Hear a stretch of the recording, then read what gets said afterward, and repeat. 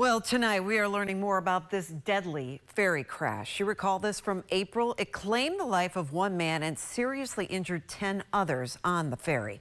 Jeff Knight, the man who was operating the private boat that slammed into the ferry, has been arrested and is facing serious felony charges. However, the captain of that Clearwater ferry is also facing charges tonight for something that may have contributed to the accident. News Channel 8's Jeff Patterson joins us. He is live in Clearwater.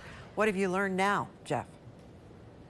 Good evening, Stacy. Well, the FWC spent 3 months investigating this Clearwater ferry crash, looking at every angle. They interviewed a number of witnesses. They obtained video and GPS data. They looked at the speed of the boats and the current of the water that night, along with other factors. But the family of the victim that was killed that night says they don't want him to be forgotten in this lengthy process.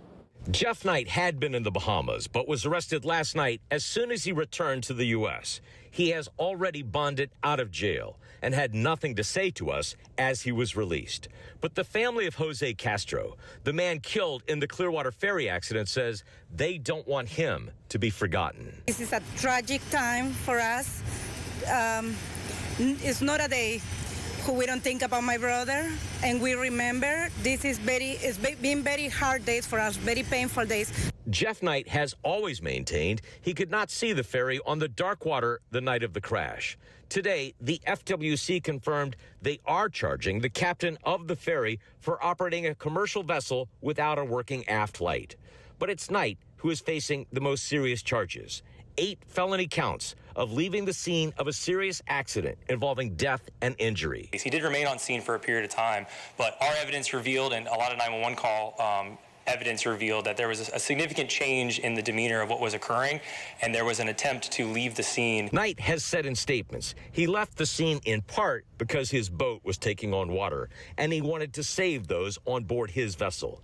The FWC says there is no evidence of that. There was no attempt to actually complete the exchange of information, rendering all the aid that's possible, as well as if you're looking for the ability of emergency services, all of that would have been at the scene. There was no need to actually leave the scene itself. The attorney for the family of Jose Castro says they are satisfied with the charges filed. But the mother of Castro's children says there is no satisfaction with his loss. My daughter's missing every day. There's no explanation. There's no peace. There's no happiness that can fill the hole that he's left. Jeff Knight is also being charged with failure to maintain a proper lookout on his boat on the night of the crash. He's also being charged with failure to maintain a safe speed.